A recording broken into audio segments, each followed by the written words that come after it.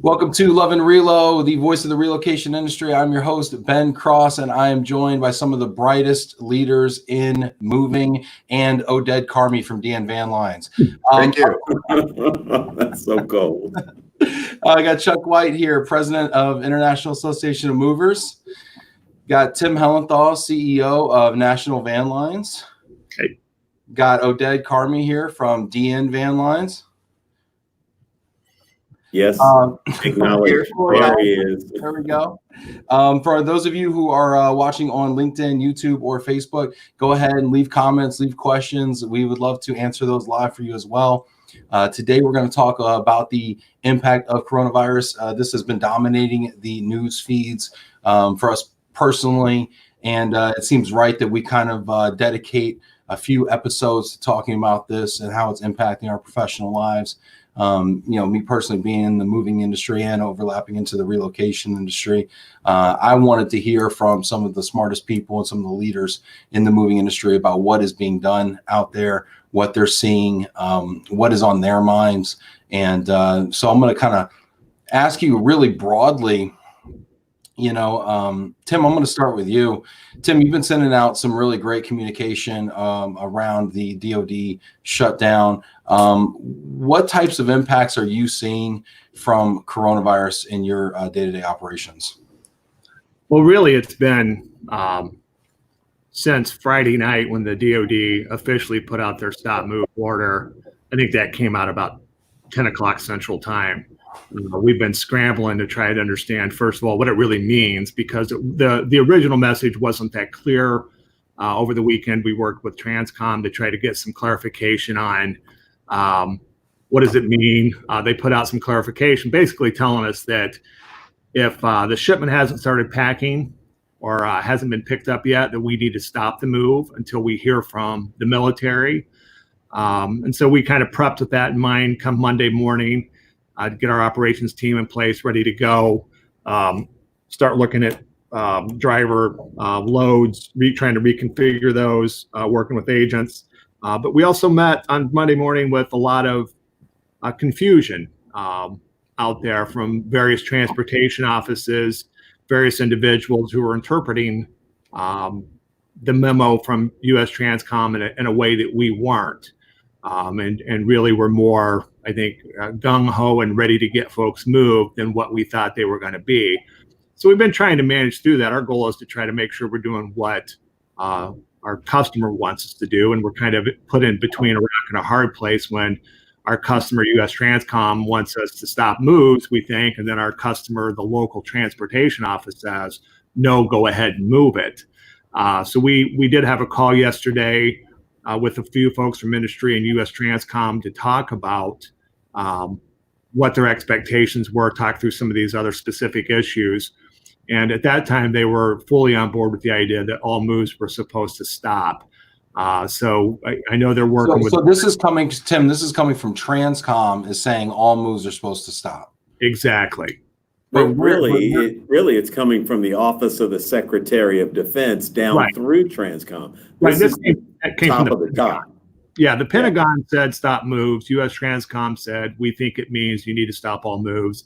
The various transportation offices and I think some of the service personnel have thought, well, it doesn't really mean us. This is an essential move. We need to get this guy moved. But so we've kind of ran into all sorts of different things. We want to move as many people as we can. So we're, love it when they say yes. We just want to make sure that we don't end up in a position later where they come back and say, well, you didn't really have authority to move this person.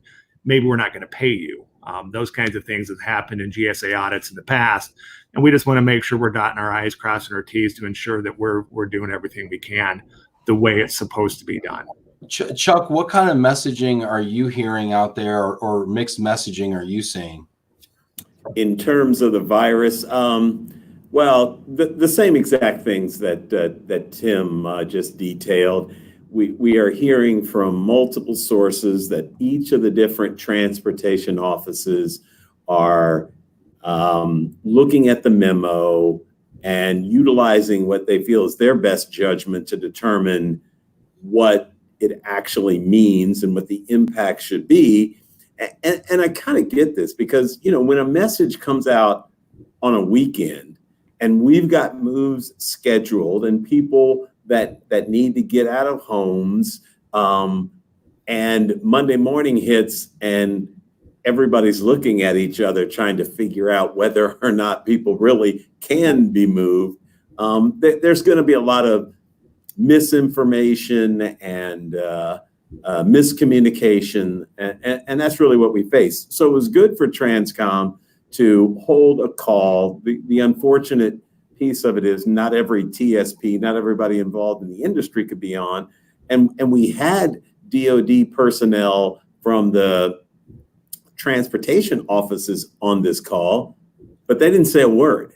So many of the questions that Tim and others raised on that call really went unaddressed. And so we came out of that meeting probably knowing about the same level, maybe even less than what we knew going into the call. So there's a lot of misinformation that's floating around. I think that'll settle. But in general, as Tim has said, we're going to see little to no movement of DoD personnel for almost 2 months. This goes through May 11. That's tough. So yesterday we were broadcasting. We were starting to talk about the coronavirus, and I saw people in the comments saying, "Well, not all moves. I just got an initiation today. I just got 2 initiations today." Right. And then, I'm hearing, well, maybe the Air Force is saying something different. Yeah, we're still in that. The folks that can still move are people that are releasing from non-temporary storage, or folks that are retiring or separating from the military. So those moves are supposed to still happen. So there should be some number of moves happening. We think it's low single digit percentage-wise of the total normal military moving population. Tim, we've been getting a lot of calls for NTS handle-ins into April. So it seems like the NTS program has been unaffected by the shutdown order. At least that's been our experience. I don't think that's going to be the case, Oded. I think, again, these are some of the early on miscommunications that are going on. I think as people settle, now, if they choose to remain in place, stay in their homes, they're doing an international relocation at some point down the road, but they want to go ahead and get their non-temp storage taken care of now, maybe those kinds of things are going to happen. But I think in the next week or so, you're going to see those down to almost nothing. Was there also a provision made for just general exceptions, like where somebody could do it with written authorization or something? They could approve a move on a one-off basis, or does that? Yeah. I mean, this needs to go up the food chain. This is not supposed to be, at least what we know, the local transportation offices making those decisions. This has to go up to the general officer the first general officer in the transferees chain of command, or a senior executive service, which are civilians that have general officer type rankings. And so it's got to be at a pretty significant level for somebody to be able to get a waiver to be able to move. So I do think that those are going to be few and far between. Well, so yeah, because it's not going to just be, this colonel really wants to move. This colonel's wife just sold the house, and because you know how that goes, right? You start ruling by exceptions become the rule. That's right. I mean, again, we don't know what's going to happen, but I would think when it comes from the office of the Secretary of Defense, when the Secretary of Defense tells people we're not moving in response to the coronavirus, then it's going to take a pretty significant reason for them to be able to move. Tim, do you agree that they're going to probably walk back some of this confusion and some of these shipments that might have squeaked out? Yeah, I mean, our understanding is that folks at Transcom were trying to reach out to various service personnel headquarters to have some of those discussions to get some clarification. I think really it's just the first few days especially are going to be really messy. I think as we get kind of get over this hump, we'll start seeing a little more clarity and a little more consistency among all the transportation offices. And I think that'll be very helpful for everybody. And again, we'll do what they tell us to do. We just want to make sure that we're not answering kind of to two different masters. That's the difficulty we get put in. Mhm. There's also a conflict between, federal guidance and what's happening on the local level. Like, for example, if there's a move that they granted an exception for, but you're in San Francisco, you can't service that move. You're in a shutter in. You can't do it at all. So then there's a conflict there. Are they going to issue you a suspension for, not picking up the shipment? Where do we kind of coordinate on that level? Well, it's interesting, though, because last night CMSA sent out a note regarding the and for those of you that don't know, that's California Moving and Storage Association. They sent out a note regarding the San Francisco shelter-in-place order, and that was that essential things can still happen. And their position, the association's position, is that moving someone into their home is an essential operation, and that under that we could have an exception. Now, that's an opinion. If you get out there in your truck to deliver a shipment, and local authorities tell you to, move along, you might have to have that battle. But that's been the position that they've taken. And, I think that's the difficulty, is we're all trying to understand these things the best we can at the time that they're happening. It's real-time decision making.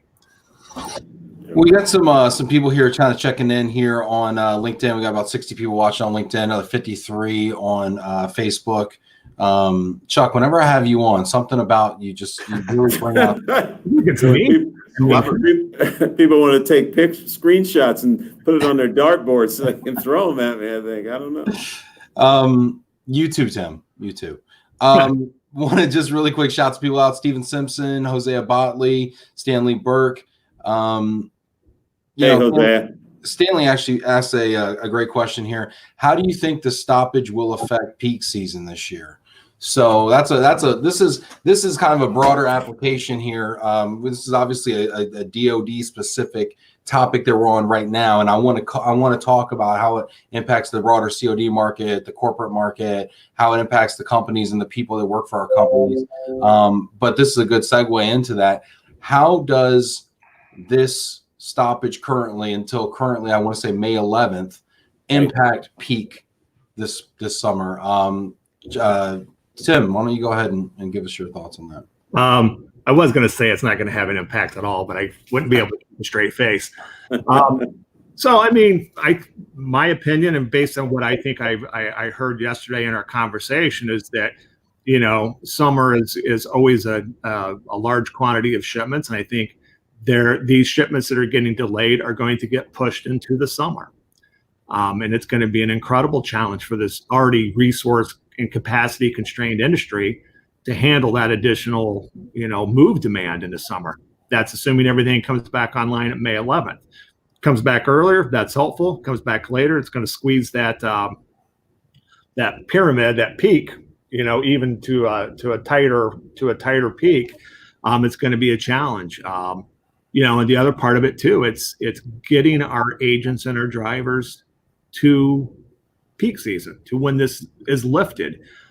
There's a lot of agents out there and a lot of drivers that are dependent on the military business, especially in those areas of the country where it's, primary military business. I think of Fayetteville, North Carolina, Killeen, Texas, areas like that, where military really is 95% of the work. And if we can't get those folks some relief, it's going to be really difficult for them to stay in business until May 11th, or maybe even longer. And then, once that kind of flips back on, and all of a sudden we flood the pipes with a bunch of new moves, there's not going to be the capacity there to respond to that demand stimulus. So, I know that the associations are both working, have worked jointly to try to get some language put into some of the relief packages that are being discussed in Congress right now.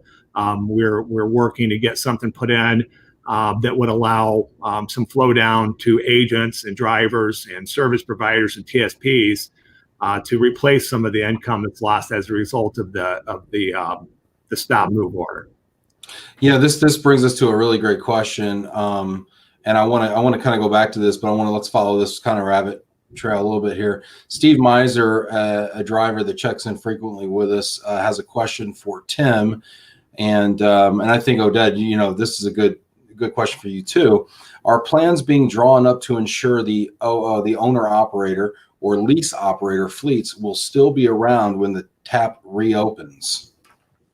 Go ahead, Oded. I don't want to dominate. I'll let you go ahead and answer. I have thoughts on that. Really important question. We have a really interesting group of people here because we had a leader of an association, we have a leader of a van line, then a leader of an independent moving company, and we all have employees, right? And we are facing a potential stoppage of work already in the military, but in the COD sector, if you're not having open houses, if houses aren't selling, we're not going to be doing those moves.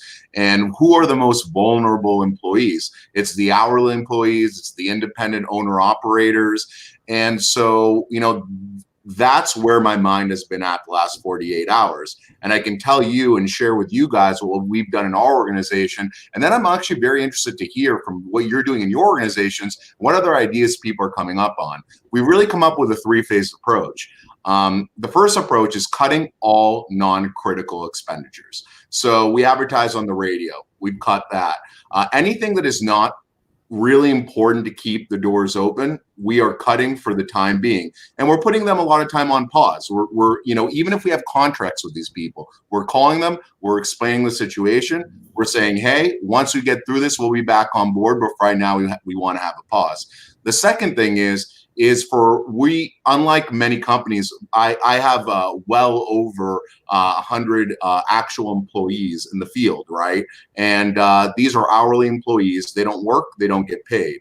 So we're coming up, once work stoppage really happens, the ability to provide them a weekly stipend so that they can live, which is unrelated to their hourly earnings, and then trying to recoup that incrementally, let's say $100 a pay period or something like that at the tail end. Once things get better, they're making bigger paychecks, we can recoup that as a company. And then the third thing is putting effort to get our remote work from home or remote work in place, our infrastructure, making sure that our phone systems are able to route it to the right people.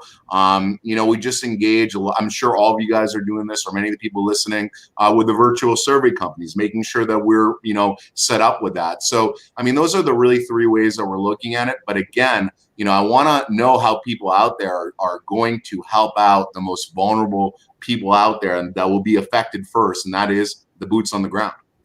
Oded, I am so excited to hear you say that, because all of the people that I have talked to that are in similar situations as yourself, independent, small movers, are talking about what discussions they are already having with their employees. It was very saddening to listen to one of the folks that was on the call with US Transcom yesterday talk about sitting in front of 30 employees, talking about this work stoppage, talking about the ability that she would have to maintain, and the fact that she was going to have to probably lay off a significant number of these folks, talking about her payroll being $6,000 a week, multiply that by the number of weeks that this is to take place, talking about $250,000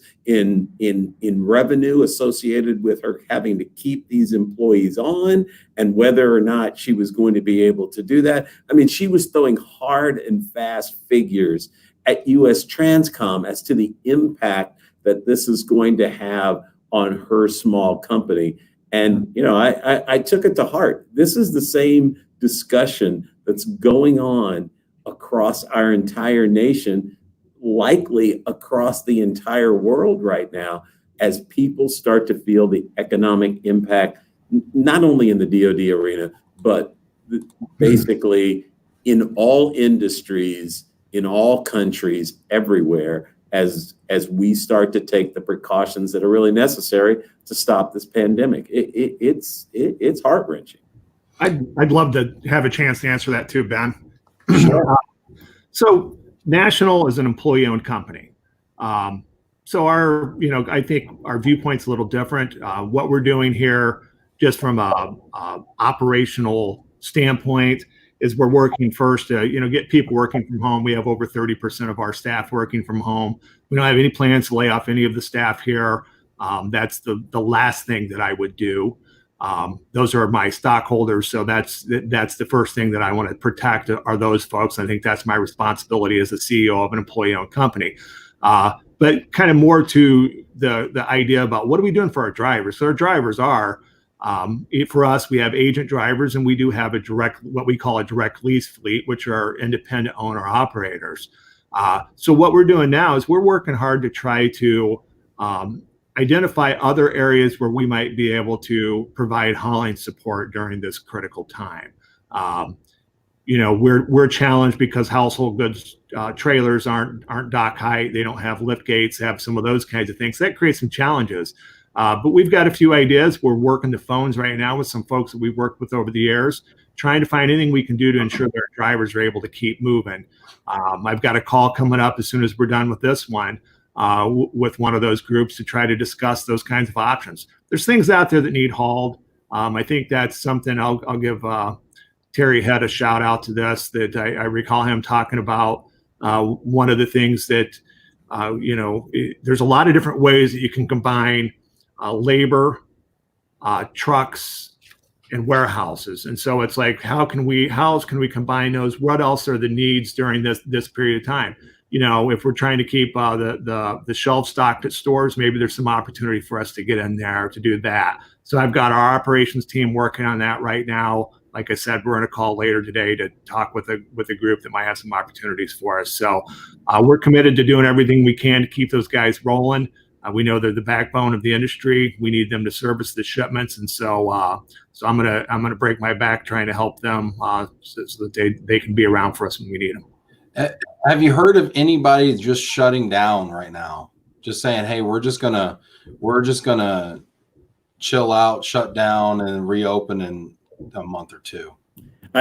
Yes, I have heard that, though I haven't heard a huge volume of people that are doing that as of yet. But the people that Tim talked about in these DoD centric areas, he mentioned a couple, some place like Fort Leavenworth, Kansas, places where there aren't really any other work. So early on, there's going to be things that are in the pipeline. There's going to be the onesie twosie shipments that move, but I can guarantee you they're going to be some of these smaller moving and storage operations that are located in DoD centric areas that if they don't completely close down, they're going to whittle their staff down to next to nothing.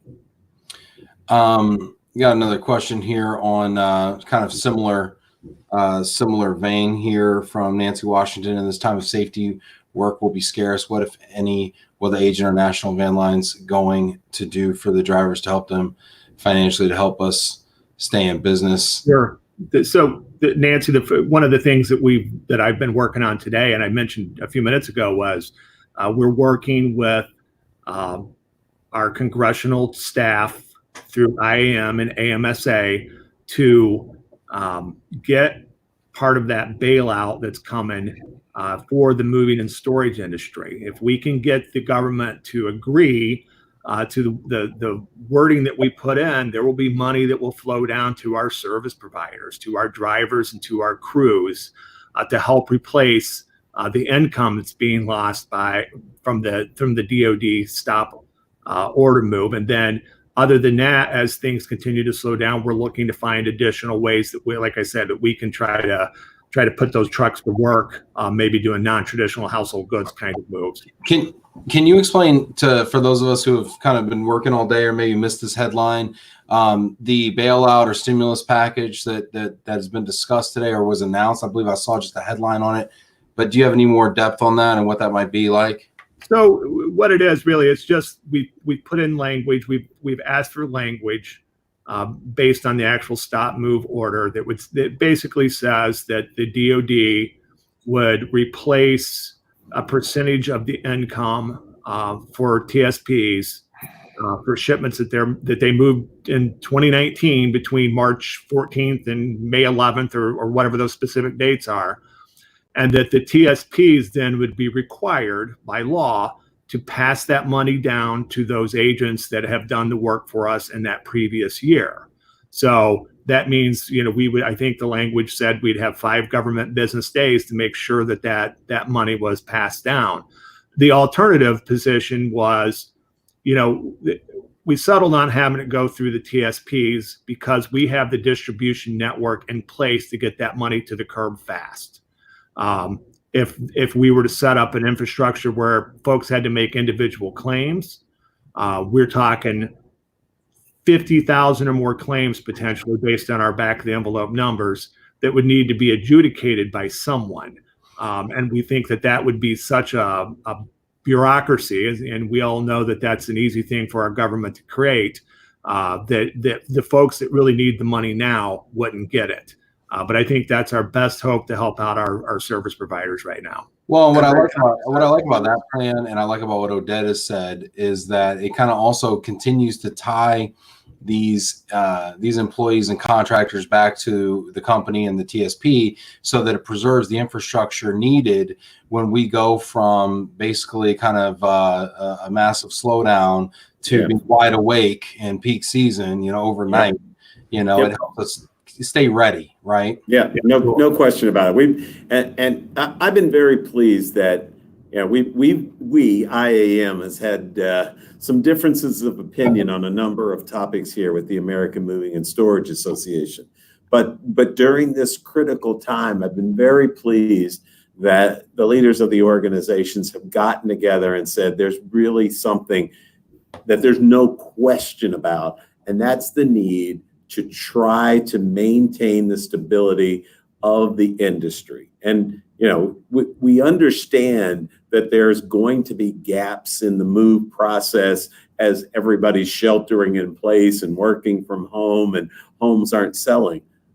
But the dramatic effect of not moving any DoD personnel for 2 months at a minimum, and then hopefully not, but possibly beyond that, can have a devastating effect. So we've worked together, as Tim has talked about, in just the last few days. What has happened, I think your question originally focused on the administration, the current administration, pushing forward an emergency relief program to Congress. Congress now looking at how much money and how to distribute those funds in the most necessary places. You've got industry specific that they are looking at, particularly in the hospitality arena where hotels are vacant, in the airline space where they are bleeding billions of dollars. We think our industry is critical to the economics of our country. We're an integral part, and we deserve the same kind of notice and relief that those other industries do. So that's what we're pushing right now. And we believe that we can have some success to be able to have this economic impact not be as impactful as we move forward. So those are the goals. And let me say something. Maybe it's the independent in me here. And I really hope we get some governmental action on this to assist us. But as independent, I'm not counting on any help. And so to any, company owner, agency owner, my message to you is this: take a hard look at your P&L. Take a hard look at your bottom line. Cut all unnecessary expenses. You have Christmas parties, money budgeted that at the end of the year. Get rid of that. Put it into your employees' hands. Help them get through this. And once we emerge on the other side, we'll make it all up. But you have to take a hard look and really, really find out. And it's a lot. And you know what? It's not one big decision. It's a lot of small decisions. Maybe now you can get your dumpsters at your warehouses picked up once every 2 weeks instead of once a week. A million different small decisions that you can make to get money into your movers' hands, into your drivers' hands, to at least help them survive. We're not talking extravagant payments. Maybe a few $100s a week just so they can put food on their table. Do it, and do it now. Do not wait. Yeah, I agree with you, because the key piece is, if we don't do this as owners and principals in companies, then what's going to happen in the end is you're going to lose those employees. They're going to have to find employment. They're going to have to find ways to, as you say, put food on the table. And once you lose them, there's no guarantee they're coming back. And that goes back to the question about what are we doing to support the owner operators and all of the drivers associated with your organizations.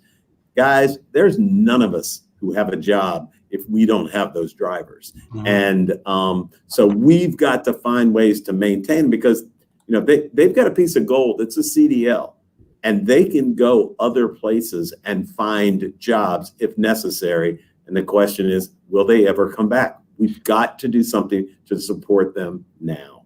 We see some drivers checking in here on Facebook. Michael Van makes a comment. Drivers need more information. We need to have a way to know what to expect while still out here. Closures and changes in hours. I do believe there's an hours of service change. There's other types of things that are happening right now. Unfortunately, due to the nature of drivers, they're very fragmented. They're out there in the world, and sometimes they're hard to kind of wrap our hands around and actually communicate with. Have you thought about that, Chuck, Tim, Oded? How we can communicate with them, keep them engaged, keep them, I don't want to say calm, but, aware of situations and armed with the information they need? Yeah, I mean, for our organization, what we've done is we've set up a portion of our website to deal with the coronavirus and coronavirus updates. If you can go to www.iamovers.org, you'll see a place where we focused on the coronavirus, and we're putting daily in updates and information and best practices and all types of information that's designed to keep people updated on the latest regarding the virus. And we've tried to focus in on the transportation arena. So updates to the hours of service and things along those lines can be found on our website. Yeah, and we continue to try to push things out to our drivers too. Michael Van is one of our drivers, and he's one of the best in the country. So I'm glad to see him on and looking for information. And we're trying to get it out as quickly as we can. I mean, it's been my experience this week has been, we start thinking that one thing's going to happen, and before we're able to get any communication out, something new happens. So really, it's just, it's moving really fast, and we're trying to get that information out there as quickly as we can. We've sent out a series of emails this week to all of our agents and our drivers. So make sure and keep your eye out on that. And we're trying to be proactive, but it's hard to be proactive when there's so much to react to. I think that's kind of the situation we're in right now. And it's not just the mode of the way the information is being sent out. It's also, I encourage everybody to think about the tone, right? As leaders in our industry and as leaders within our organizations, we have to combat the panic. We have to create a sense of normalcy, keeping head on straight, and giving letting the people that work for us and work with us know that everything will be okay, that we will work through this. So I think that message gets lost sometimes. And, everybody's hearing information from a million different sources. We have to make sure that we kind of steady the boat here and make sure people know that we are going to make it through this as long as we take it one day at a time and one step at a time. Absolutely. Good point. That's great advice. And that's one of my mentors, Pat Johnson, said, if you take care of your people take care of you. And I think that's exactly what you have to do. Like I said, we're all about keeping everybody fully employed. And that's our full intention to do all the way throughout this entire crisis. And Tim, my contribution to the sense of normalcy is this hat right here, which I do wear almost every day. And I just want to continue wearing it just to lighten the mood, just a touch. I always thought you looked like a leprechaun anyway, so that's perfect. That's great. You got to bring levity to it. You got to look for optimism. And, I'll tell you who's winning. Who's winning right now during this whole coronavirus outbreak? The dogs. The dogs are winning. And here's why. People are working from home. So they've got their people there all day long. Number two is I go for a walk every day, almost every day here in the neighborhood after I have my lunch. And I was out there today. It's a sunshiny day, but people are home. Guess what I saw today? I saw so many people walking their dogs today. Those dogs are just having the best time. So those are the ones that are benefiting. There's always a silver lining. It's the dogs that are winning right now. Yeah. Well, and you've got Only you, Mario's vote, so there you go. Hey, and everybody who's watching this right now, I know we have a lot of questions, a lot of comments. I promise I'm going to get to all of them. If you're watching this right now, please just take one moment, hit that like button, please. That lets other people know that this is something worth watching. I do believe we're putting some good messaging out there. I've learned a lot already as far as strategies on how to counterbalance this, and as well as some of the frankly, some of the lobbying efforts that have been done on our behalf as an industry. So thank you for everybody that's participating in that. So please hit that like button. We've got another 25 minutes left here in the show, and I'm going to go through some of these questions and comments. Okay. So you guys ready to take some questions here? Yes, sir. Bring it on. All right. Wonderful. I like that. Yes, sir. We're going to have to make a habit out of that. All right, here we go. Going down here. Terry Head says communication will be key to keeping everyone informed. I got to tell you something. Terry Head was the first person that wrote me and said, Ben, you should talk about coronavirus. And this was probably a month ago. And I'm like, yeah, I got a lot going on, Terry. I don't know. I'll let you know. I got nothing going on now, Terry. Thank you so much for the coronavirus. Yeah, you're sheltering in place right now, aren't you? Simon Johns, good evening from the UK. Nick De Bruyen, hello from the Netherlands. We've got a nice international crowd out today. Here's one from Hosea Botley. Hosea from Versal Global Relocations. Hosea is an international forwarder and mentions, I have been notified that countries of PR and Malaysia are shut down until the end of the month. All businesses are closed. Have you heard about anything else like that? Yeah, well, yes and no. I think every single country around the world has a different level to what they're telling their people about remaining isolated. Interestingly enough, I was in Asuncion, Paraguay this past week. Tell me if I ever in my wildest dreams thought I'd be there. But the Latin American Caribbean Movers Association, LACMA, held their conference there, and went down.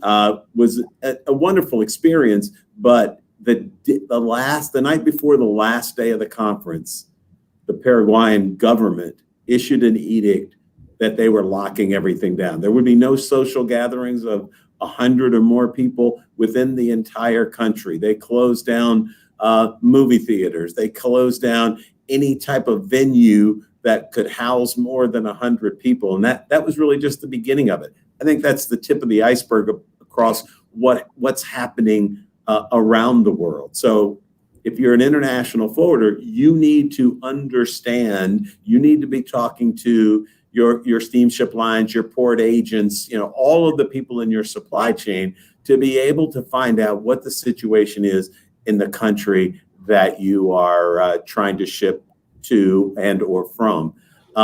In Paraguay, it was interesting. They closed down the last day of our conference because of this order, and they couldn't even have a closing banquet for their conference because it was going to be more than 100 people gathering. So for our freight forwarders and our relocation management companies and our move management companies, Chuck, are you putting out alerts like this, or will you be putting out alerts like this? This is exactly the kind of information that we are posting on that coronavirus portion of our website.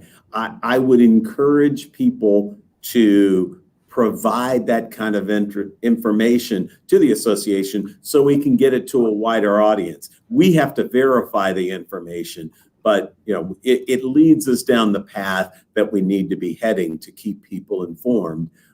So Hosea, I'd appreciate it if you'd forward me the information that you have regarding the two countries we're talking about. I thought it was Puerto Rico and Malaysia, I believe. And Malaysia. Okay. Now if people have tips about these things, where should they send those tips, Chuck? They can send them to info@iamovers.org. That's our generic email box. If you have my individual email, you can send it to me directly at charles.j.j tim.white@iamovers.org. But, find a way. You can come to our website. You can find our staff. You can find our communication outlets, and let us know this information so we can consolidate it all, put it in a single location, and help distribute it to the world.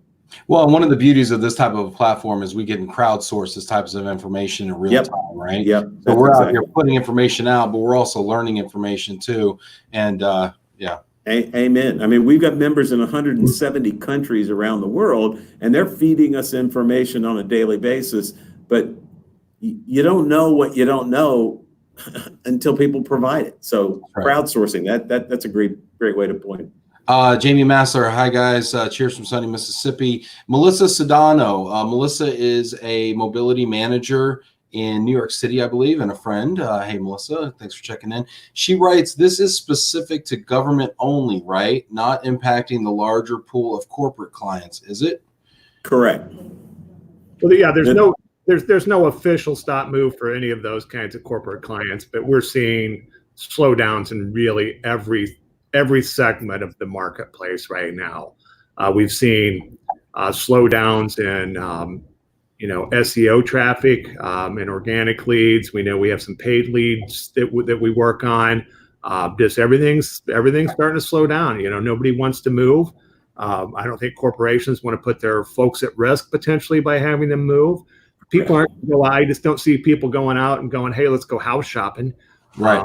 I think we're going to see a real dramatic downturn, and it might be a slow spiral for some of those accounts. I can't say. I think our COD marketplace, we haven't seen customers canceling, but we're just not seeing, really what I would expect to see from the new customers coming in to the pipeline. But I think, from our standpoint, we view this as a time to be more aggressive in those arenas. And Tim, I've seen this other thing happen where it's speeding up before it's slowing down. We're seeing a lot of our business from late in the month and early in April call us and say, hey, I want to do this sooner. I want to move this up. So we're seeing this little spike right now. But all that's telling us is our pipeline is emptying later on in the month and in April. So it's going to get pretty bad pretty soon. Yeah. In the international arena, we saw a huge uptick outbound from Asia, particularly China, at one point, at Hong Kong, as people were trying to get out of harm's way. The problem is now the harm's everywhere. And so we're going to run out of one country to go into another country that has maybe this exact same conditions as the country that you left. So I really do see in the next month or so a real slowdown across all of the markets. We're seeing, talking about. And my company is a large corporate booker. That's where we really specialize. We're seeing initiations are pretty steady right now. And they were actually kind of strong last month after kind of a weak January. I know I'm just to a single data point here, but just to share. But I do think it's going to come. A lot of these moves that we're getting now, initiations we're getting now, are from plans that have been laid a month, 2 months, 3 months prior, right? So there's a bit of a pipeline effect there. And then I think you're going to see kind of a slowing, in April and May, as people mentioned, it's hard to go house shopping, and when you're afraid to be around people. Although I will tell you, another frequent person of ours, Joe Fick, is a realtor out in California, and he said his last weekend was one of the busiest he's had recently, and a lot of it was from foreign folks who are kind of fleeing situations overseas, as well as investors looking to take advantage of kind of some down. Yep. So, and I'm counting on Tim to help my 401k here in the next few weeks as his business explodes, I'm sure. Thank you, Tim. Well, I have stock tips. We can do a whole other episode on that. There you go. Let's see here. Zach, cheers, guys. Wishing we were at AMSA hanging out. Dick Scaffa, hi from sunny New Jersey. Drew Richards, great information. Jeff Barber, what's up, fellas? Tracy Coey, good information. Terry Head, Who's this Terry Head guy? Keeps popping up. Will there be potential impact on the award of the GHC scheduled for mid-April? All the DoD folks want to know this. What's the impact of GHC, if any? So let me just tell you a little bit about what I heard on our call with U.S. Transcom. They're the entity that is the contracting arm for the Global Household Good Contract. The current timeline shows the award scheduled current for April 15. I asked the question of the gentleman who is really spearheading the effort, if this stop move order, the coronavirus effect, all of the negativity surrounding the current environment was going to impact the GHC award. I don't know if he was prepared for that answer. I don't know if he was holding back, but he was very matter of fact in that, no, it would not impact the GHC. I question that. We were still waiting for the Government Accountability Office, GAO study to roll out. That's going to be the real impetus behind whether or not the award can go forward based on what it says. So we haven't seen that yet.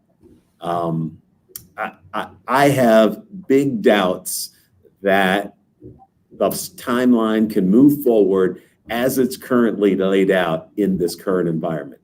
But Chuck, I got a question for you, something to think about. You know, some of the leaders of these bids are the current military move management companies like TMM and Tier 1, Sudeth, and companies like TMM and Tier 1 are 100% based on managing military moves. If we go into a long period of time beyond, let's say, May 11th, of not being able to do military moving, what's the solvency of these companies, and how does that risk their bids going forward? Does anybody put any thought into that?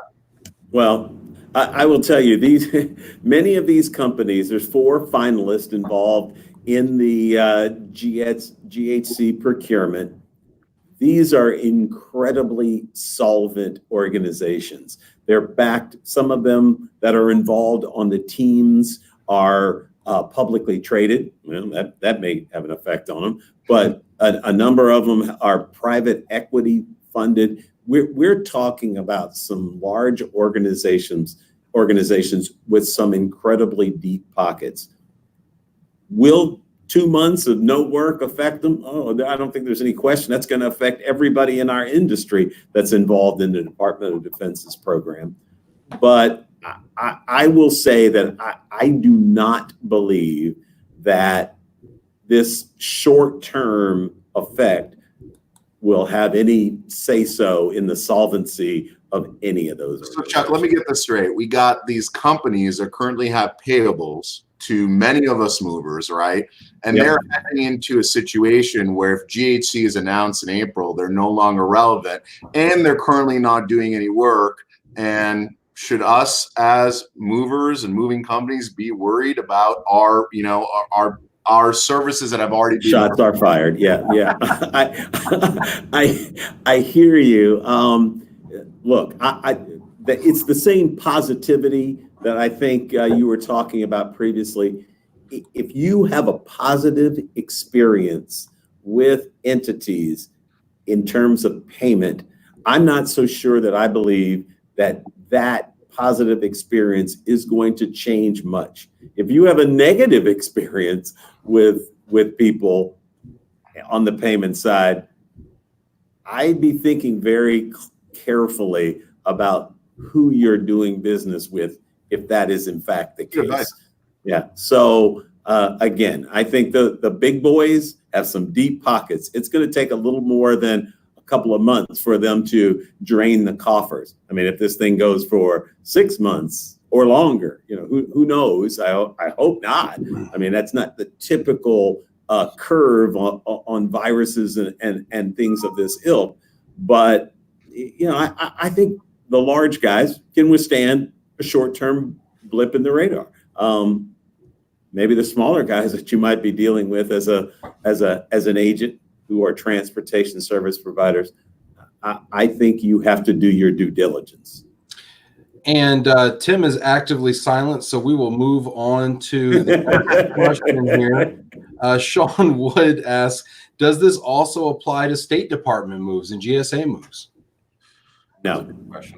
No, it does not. Would you care to recklessly speculate? I would say potentially, yeah. State Department. I was with a gentleman by the name of Charles Olden, who runs the Department of State's Household Good Program at the LACMA convention that I talked about just a bit ago. He was down in Paraguay as well, and had a lot of time to sit with Charles and talk with Charles about the Department of State's program. At least at this point, he does not believe that there's going to be any mandated stop move work order that would be coming. But as things change, we wouldn't let that ramps up, you can never say never. So I guess to be determined. But right now, no, it is not in effect for anything other than the Department of Defense. Just going through a couple of comments here down below. Janet says we're getting alerts from many of our I'm sorry, that was hair in my ear in my hair. Well, orange hair always does it.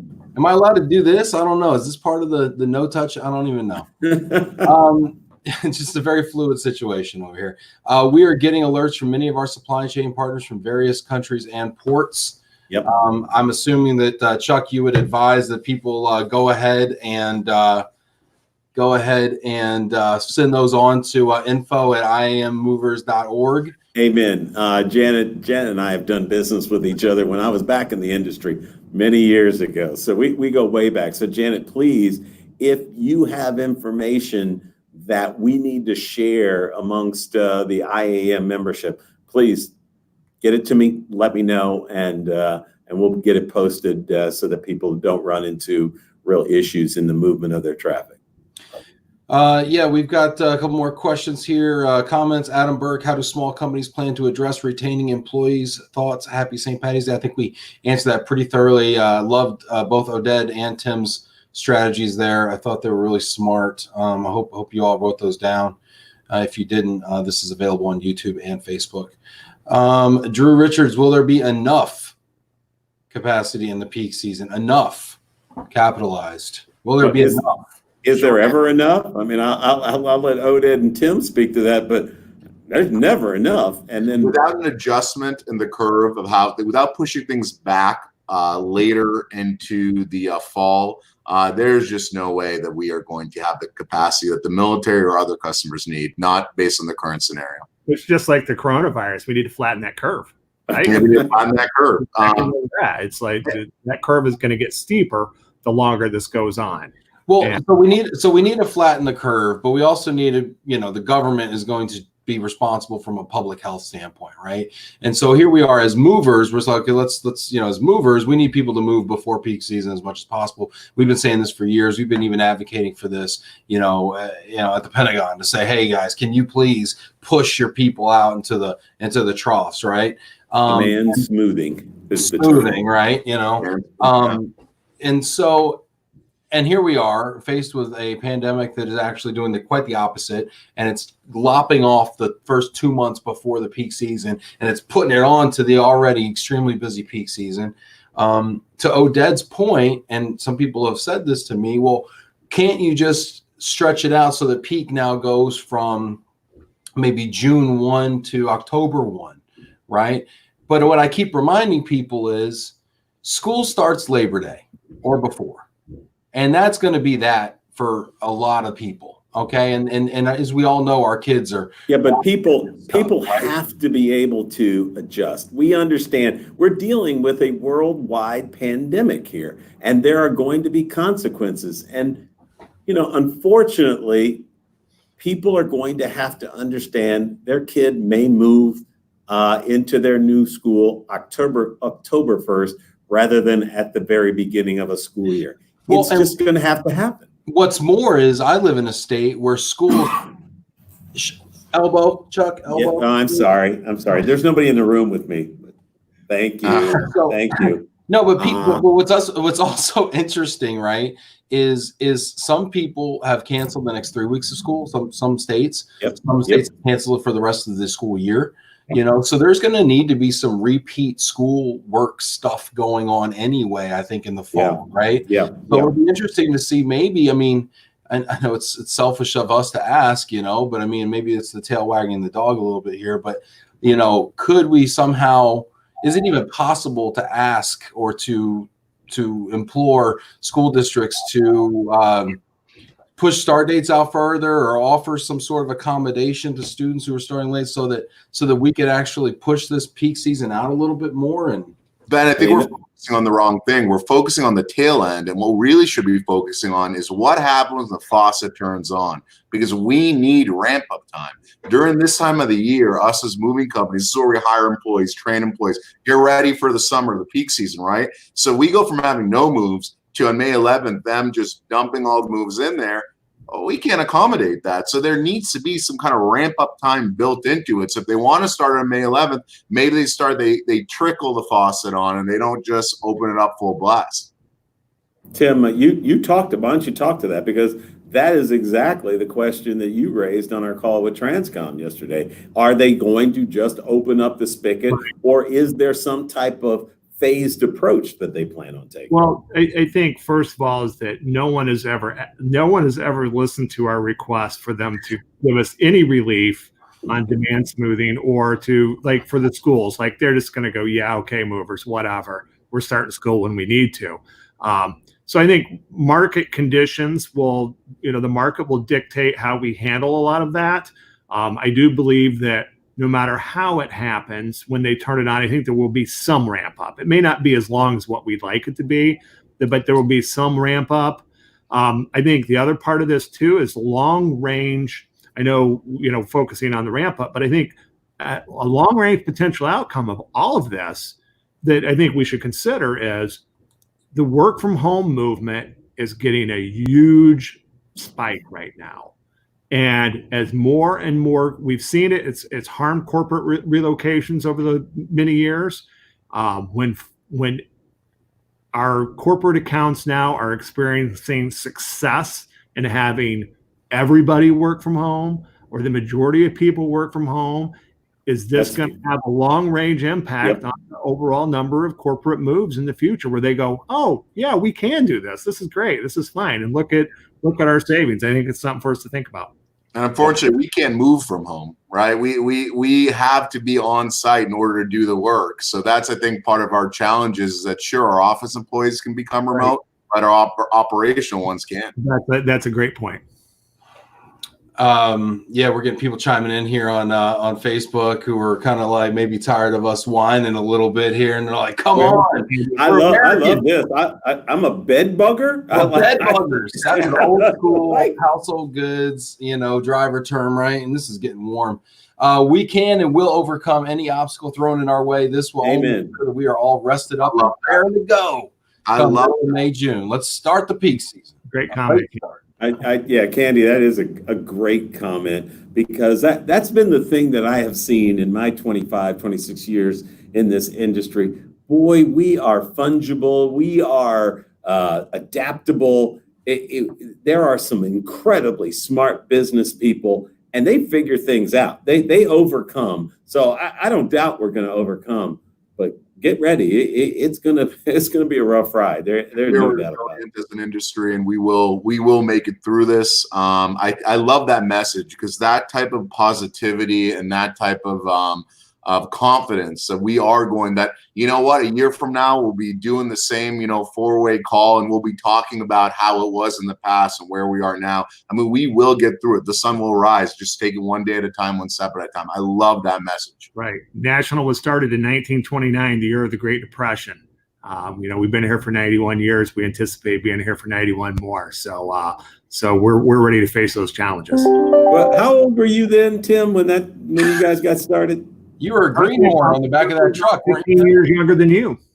Oh, that was hurtful. Man, the founding fathers of the moving industry, ladies and gentlemen. Matt Andrusani, hello from Czech Republic. Mark Gray, because of the military shutdown, do you guys think that the smaller agents will qualify for the small business relief loans announced by the Trump administration this morning?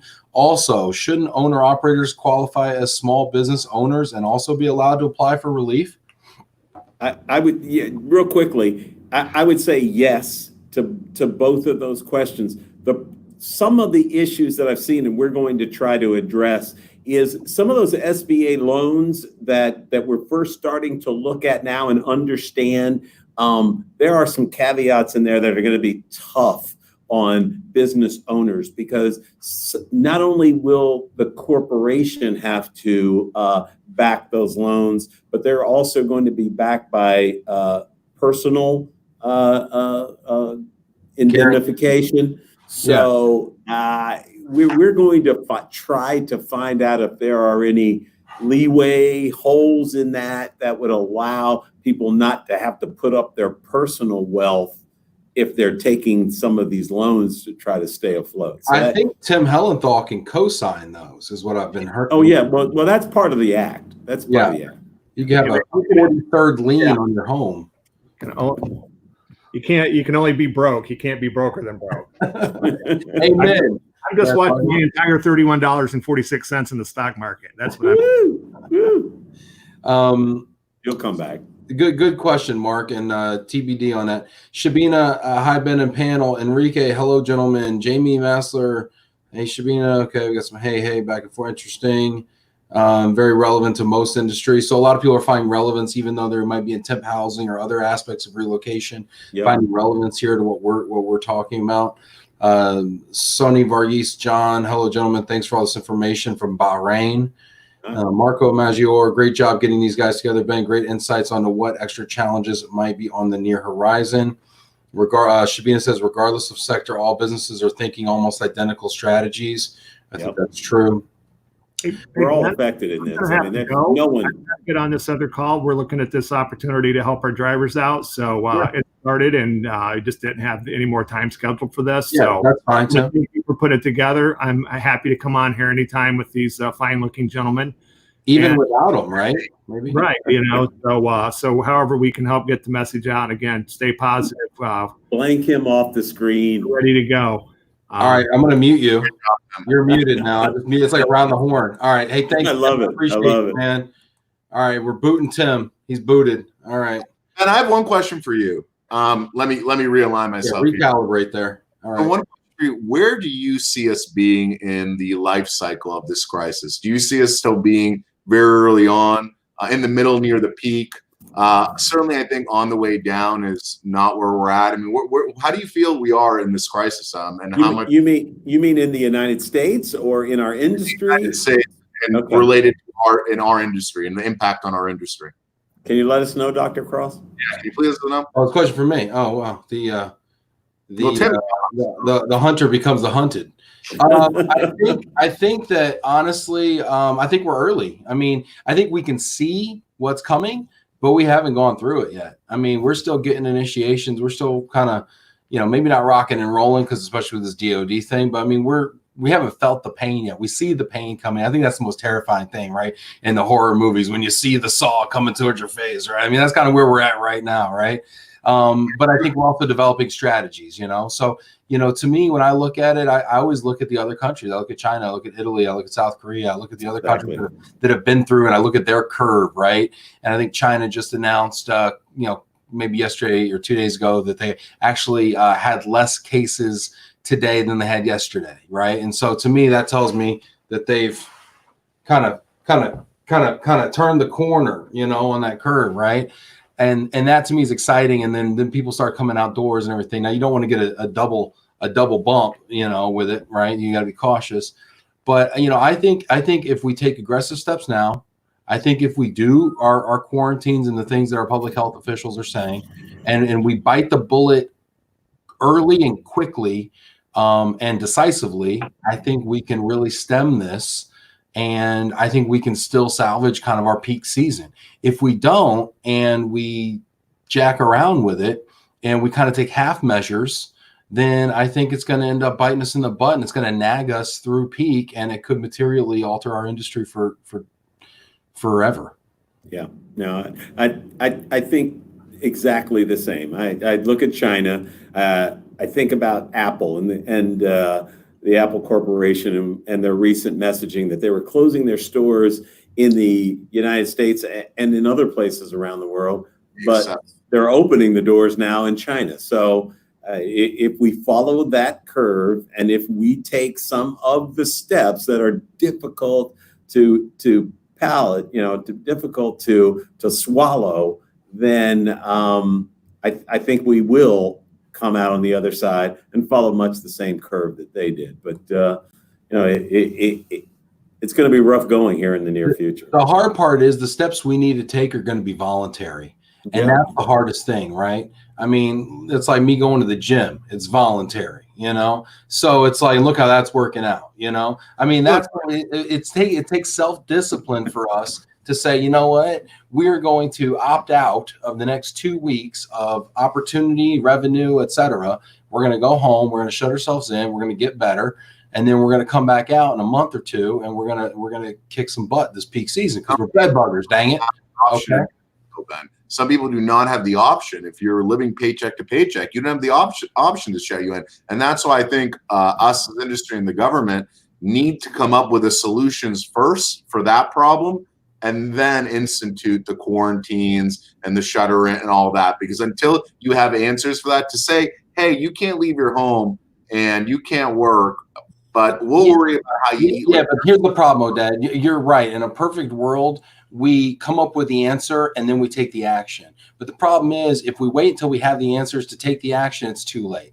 And sometimes having to take the action and being forced to take the action, and in San Francisco, being shut in your home by law, makes you do the hard work and the thinking that you have to do to get there. And so unfortunately, we are going to put ourselves in a position where the government tells us we cannot operate, and then we're going to figure out what that looks like.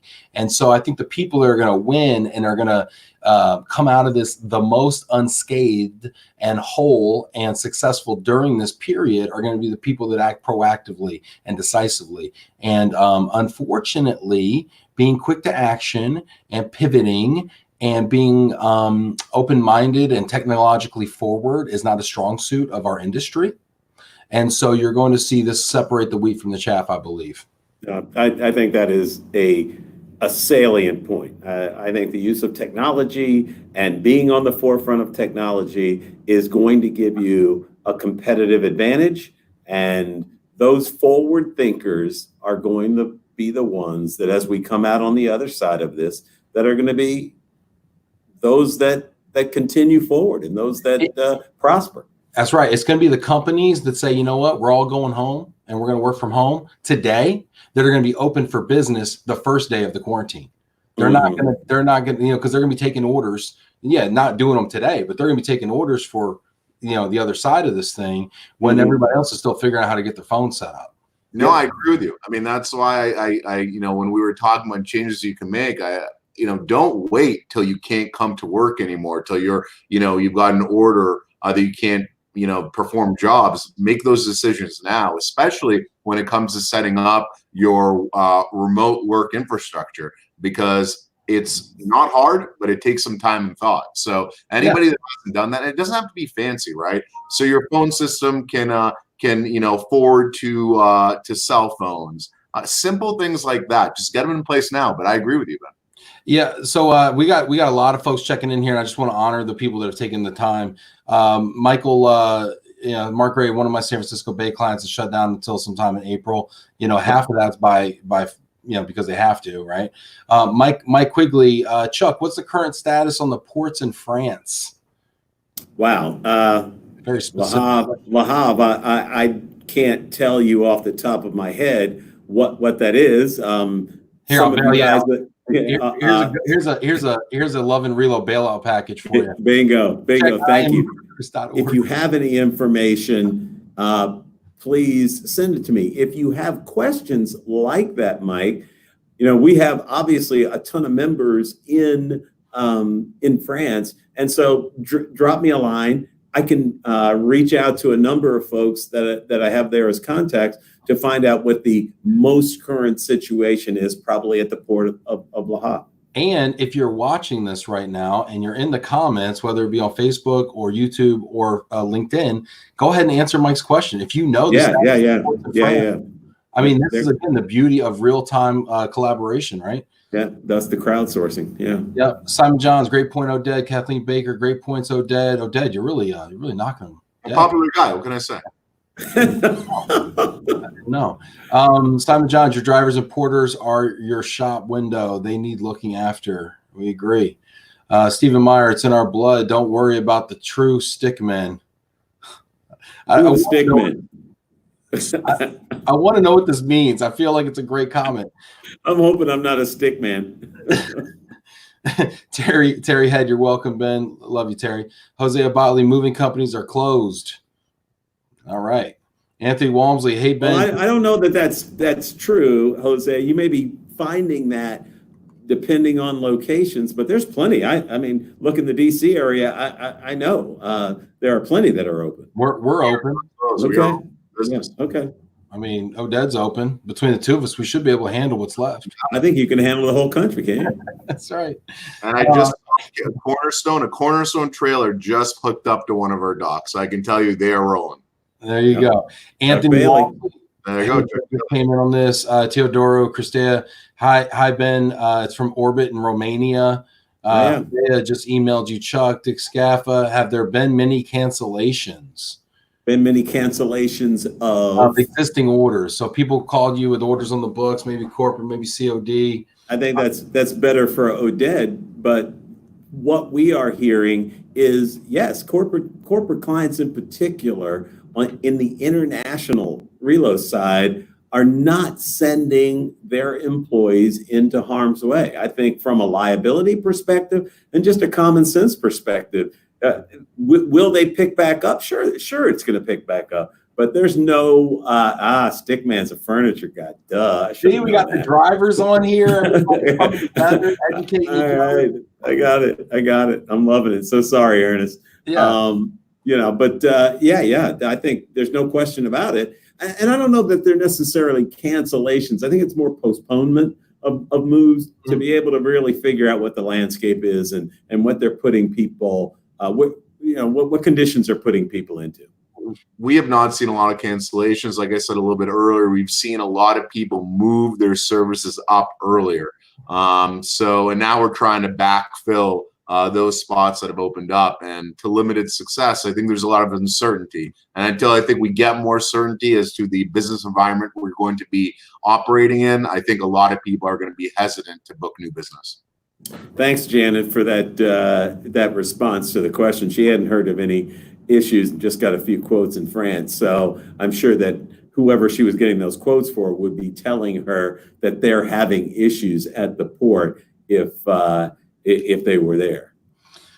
Let's see here. But I will say the shipping industry is taking a hit. The ocean shipping industry is taking a hit. A lot of the trade mags that I read talk about a significant downturn, particularly in the Pacific, as China has slowed down their manufacturing, et cetera. So the shipping industry is having a real slowdown here in the early part of the year. But I'm sure that'll ramp back up as China ramps back up. But I haven't heard, until we start closing borders, as some countries are, you're not going to have any problems at the port, I don't think. When they close borders, Chuck, does that apply also to cargo?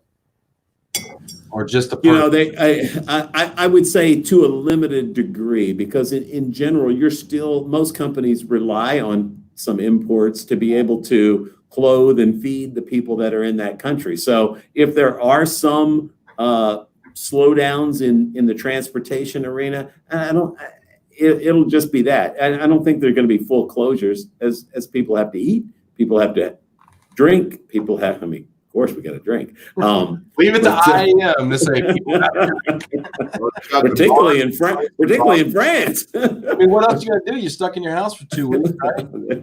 There you go. Oh my goodness. Hey, let's move through some of these here as well. Let's see here. Anthony from Army Ants Removers in UK. Most of our work is from universities and corporate clients with large staff members. They're calling to cancel. And from UK, scared. Yep. Well, as the UK, look, I mean, they're one of our big trade partners as well, and we've closed off our borders to a lot of their folks coming in. So yeah, I mean, I completely understand as schools start to close. I mean, I've got nieces who go to Penn State. I've got other relatives that are going to schools that are closing down. I went to the University of Maryland. The entire University of Maryland school system, university system, has sent people home. So there's no question, if you're dealing with a university, no matter where in the world it is, and they're closing down, that obviously hurts your clientele. Got some comments here from earlier in the broadcast. Ben, you dyed your hair. No, I took care of it. They want me to keep rubbing my face with hand sanitizer, but then I get signals because Brad Hamlin, my friend and client, says, Ben, stop touching your face. So I'm really getting a lot of mixed messages right now. Hey, but what I want is you to put the hat back on. I mean, you're my favorite leprechaun. Come on. Simon John says he's glad he's not in the office with us because we keep touching our face.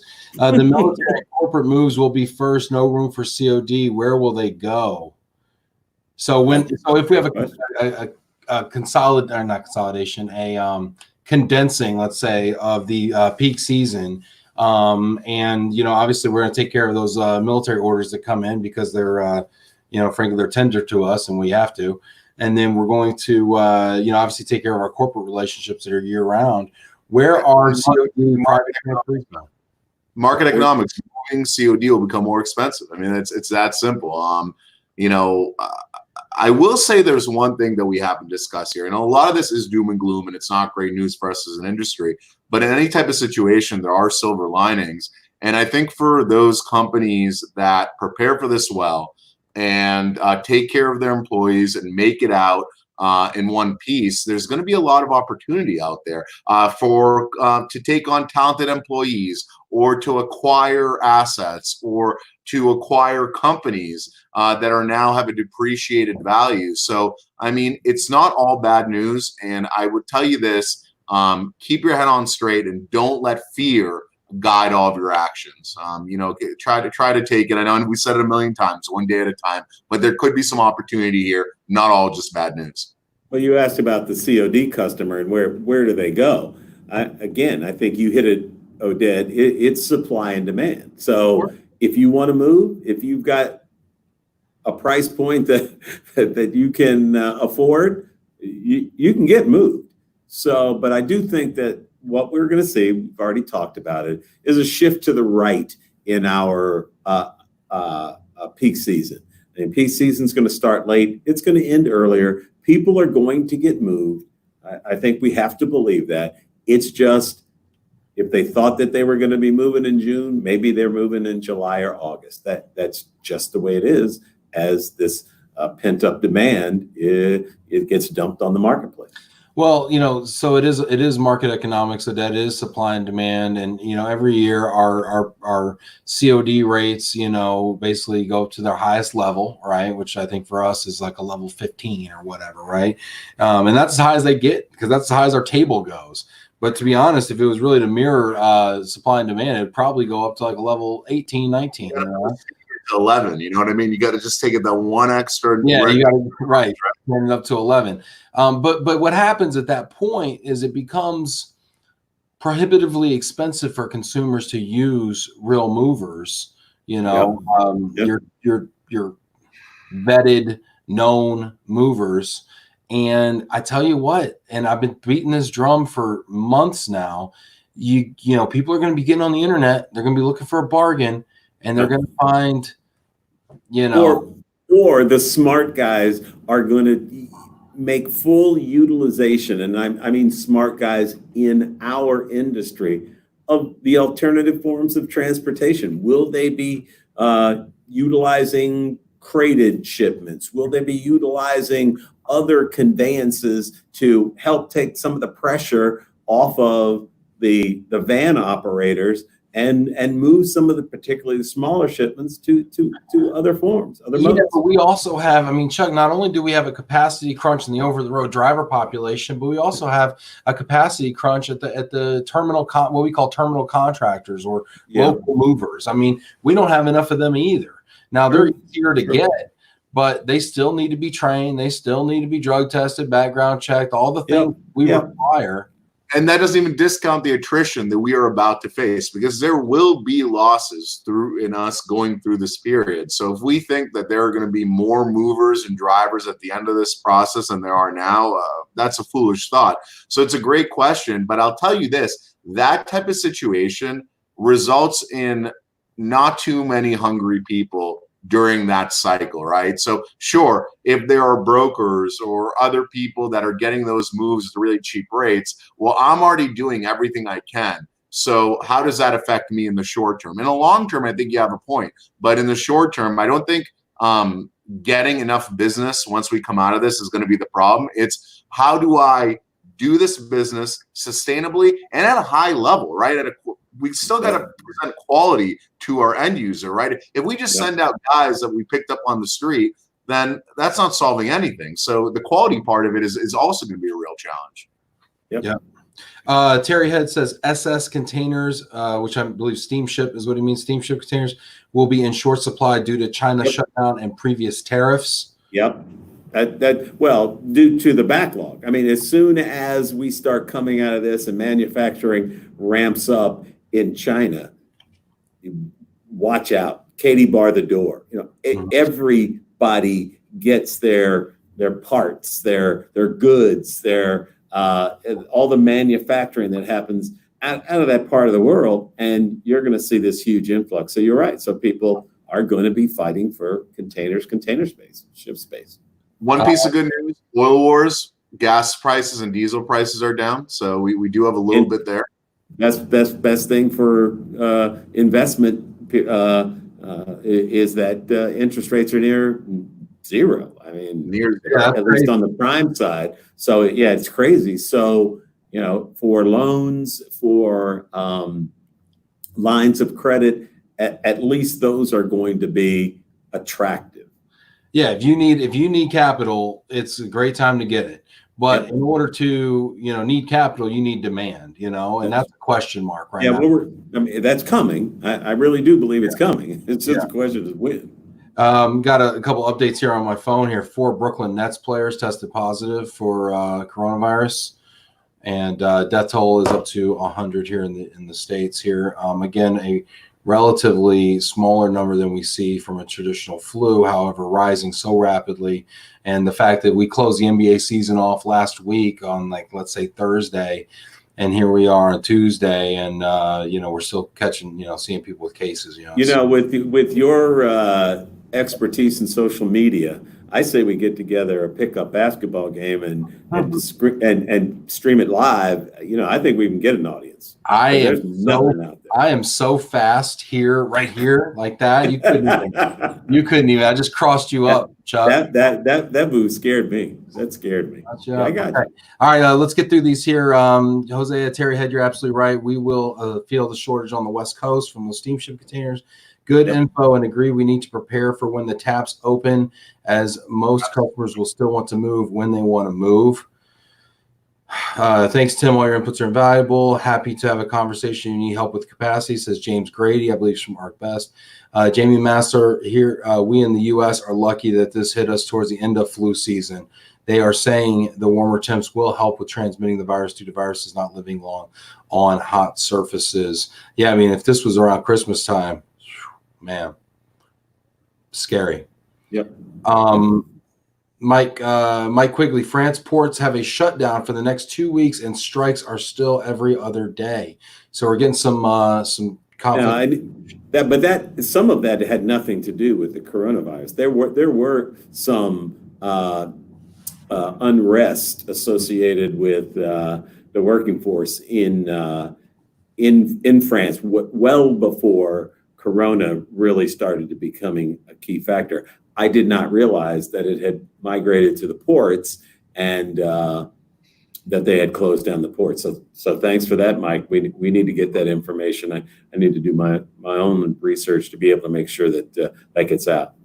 Ben, I've heard this whole the virus burning out, the whole it going away seasonally. I've heard that's been debunked to a certain extent. So I'm not sure if that's the savior we're all waiting for, whether that's actually gonna occur or not. So just based on what I've read. All right. No cancellations, just postponements from Simon Johns. Eddie Marks from New World Van Line says a few moves have postponed, but not an outright cancellation. Eddie's also a big corporate booker there. Yep. Brian Bloom, guys, this is the time. Brian's been blowing us up with this comment here. Guys, this is the time to focus on marketing and SEO.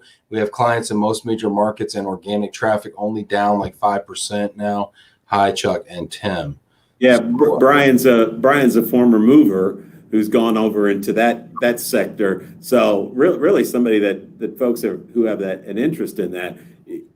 You know, when I talk to folks and they have no clue about the moving industry, it makes it difficult to have conversations. But Brian kind of straddles the fence there, so he gets it. And if you're working from home, if you own a small company or an independent, working on SEO is something you can certainly do. So it's not a bad idea at all. Yeah, I mean, Oded, the things you've taught me about YouTube pages. I mean, it's a good time if you are kind of holed up and not doing much. It's a good time to start prepping your marketing. Andy Taylor, movement within Europe with freight is still allowed for now. I'm assuming means transborder, but moving crews across borders is not possible at the moment. So freight can move across borders, but in the European model, a pack and haul road dog kind of model, it sounds like they are not able to do that, which is interesting. Again, relying more on local terminal capacity versus driver and road dogs. Mike Quigley says AMSA Pro Mover is a good resource to find a quality company. I will also say the Mobility Exchange. Thank you. You know, where validated companies can be found. Yep. Mm-hmm. Simon Johns, we've had the whole football season paused in the UK. Soccer. Don't worry, guys. It's soccer.